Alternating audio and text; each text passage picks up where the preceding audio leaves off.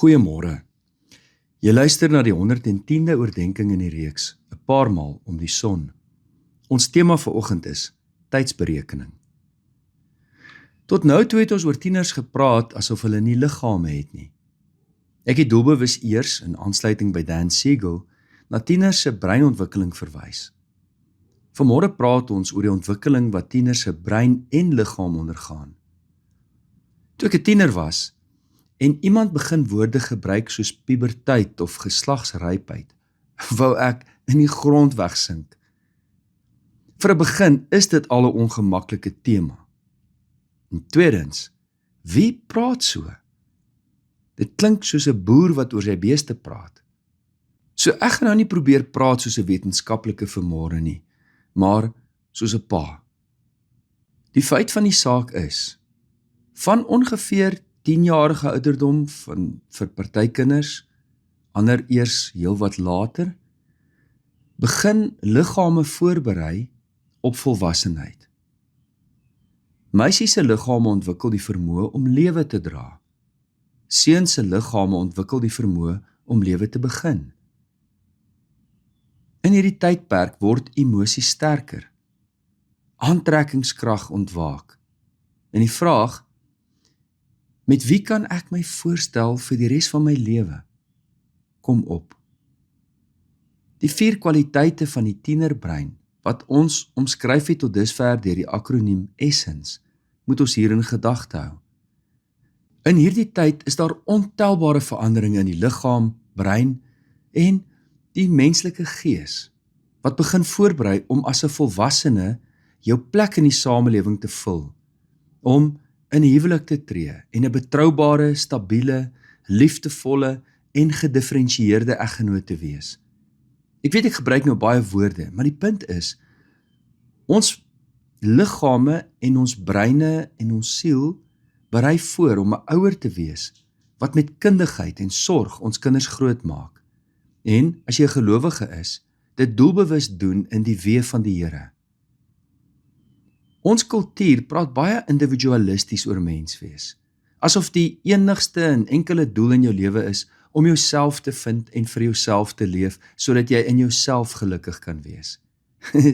Dis nie hoe die lewe werk nie. Die Bybel getuig van God se plan vir elkeen van ons, om deel te wees van 'n geloofsgemeenskap en 'n samelewing, waar ons lewens baie groter impak het as bloot me, myself en I. Ons word volwasse om 'n plek te vul as eggenoot, ouer, vriend, lidmaat en 'n verantwoordelike burger van die samelewing. Dit gaan dus nie alleen oor seksualiteit nie, maar 'n ganse lewe as volwassene. Die hooftaak van 'n ouer is dus nie alleen om te keer dat jou kind iets onverantwoordelik aanvang nie. Ons taak as ouers is om ons kinders te help om hulle volwaardige plek in hierdie wêreld te vind en te vul. Kom ons zoom vanmôre 'n oomblik uit. Tot en met die 1800s het die konsep van adolessensie nie bestaan nie. Dit is nie gesien as 'n afsonderlike lewensfase, wat oor so 'n lang oorgangstydperk verloop nie. Meisies het dikwels kort na die aanbreek van puberteit getrou en kinders gekry. Seuns het op 'n jong ouderdom begin werk, militêre opleiding ontvang of 'n ambag geleer. Dit was nie snaaks dat jong mense op 12 of 14-jarige ouderdom getroud is nie. Dis vandag ondenkbaar. Tog is daar nog kulture waar dit gebeur, en is jammer om te sê, maar in baie gebiede waar daar geweldige armoede is, word seksualiteit en die bereidheid om 'n kind te hê dikwels 'n oorlewingsstryd. Maar kom ons dink nou aan die tyd wat verby is, en ons dink net binne die historiese konteks. Hoekom het kinders op 12 of 14-jarige leeftyd getrou? Hoërskole het nie bestaan nie. Hoërskole het eers begin ontstaan na die industriële revolusie, wat beteken het dat adolessente vir 5 jaar moes begin skool toe gaan om hulle vir hierdie nuwe komplekse wêreld voor te berei van fabrieke en industrie.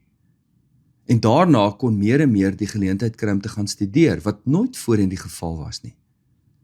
Dit het beteken dat trou en kinders kry eers uitgeskuif is na 'n latere ouderdom.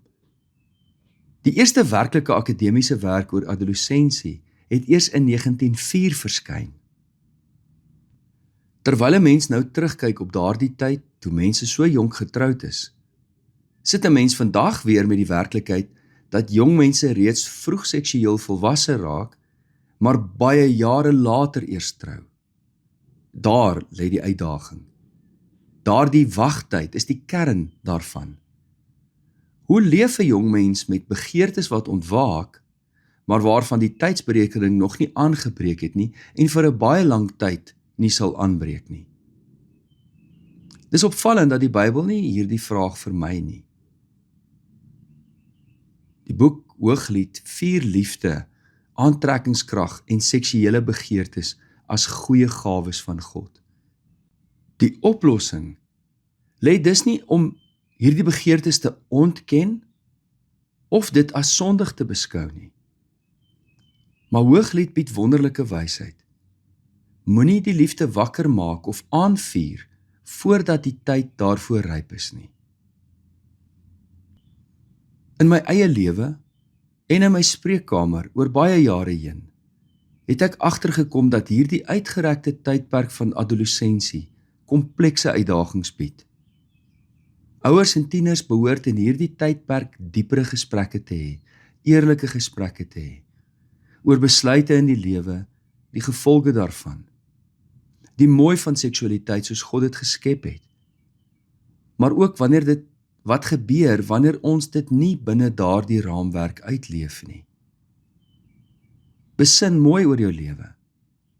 Besluit vooraf waar jou grense lê. Moenie wag om te sien wat gebeur nie. Soos met alle dinge in die lewe, wanneer 'n mens 'n fout begaan, is daar genade en vergifnis en herstel. Die Here het nie vir ons grense gestel aan die uitleef van ons seksualiteit om ons pret te bederf, of ons 'n vreugdelose lewe te laat leef, of 'n mindere lewe te hê as die wat nie in God glo nie. Nee, God het juis vir ons grense gestel sodat ons in gesonde verhoudings kan leef, waar ons volle menswees veilig en vreugdevol kan wees. Jong mense, seksualiteit is nie net kompleks terwyl jy nou jonk is nie. Laat ek maar 'n geheim met jou deel. Dit bly 'n komplekse tema potensieel vir die res van ons lewens. Groot mense en ouer mense worstel ook met diep vrae hieroor. So, behandel dit as 'n tema wat diep respek verg. Ek het lank gewonder hoe ek hierdie oordeenking vanmôre moet afsluit.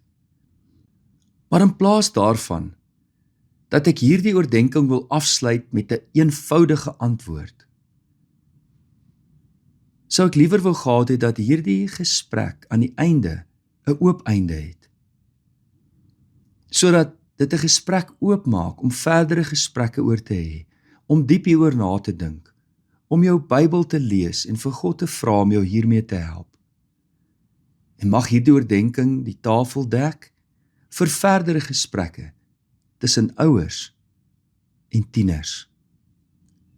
Kom ons gaan sit met ons tieners, met ons jong mense, en ons het 'n oop en 'n eerlike gesprek oor hoe wonderlik God ons liggame geskakel het en die geskenk van seksualiteit wat God ook vir ons gegee het. Kom ons bid saam. Hemelvader, vir die een of ander rede is hierdie gesprek dikwels ongemaklik. Ons struikel oor ons woorde, maar ons vra U om ons te help, om as ouers en tieners 'n gesamentlike gesprek te hê oor ons liggame wat ontwikkel, oor die drome wat ons het vir ons toekoms, en hoe ons graag ons lewe wil leef, in al die fasette van ons lewe. Here, berei tog ons jong mense voor deur U Gees, om 'n lig te wees in hierdie wêreld, om sout te wees waar hulle ook al gaan. En help ons jong mense om besluite wel deurdag te neem en hulle lewens in volheid voor U te leef. Dankie Here, dat U ons wonderbaarlik geskep het. Help ons om in vreugde voor U te leef, om in vreugde met mekaar te leef, in die heelheid waartoe U ons bestem het. Dit bid ons in Jesus naam. Amen. Liefde en 'n geseënde dag vir elkeen.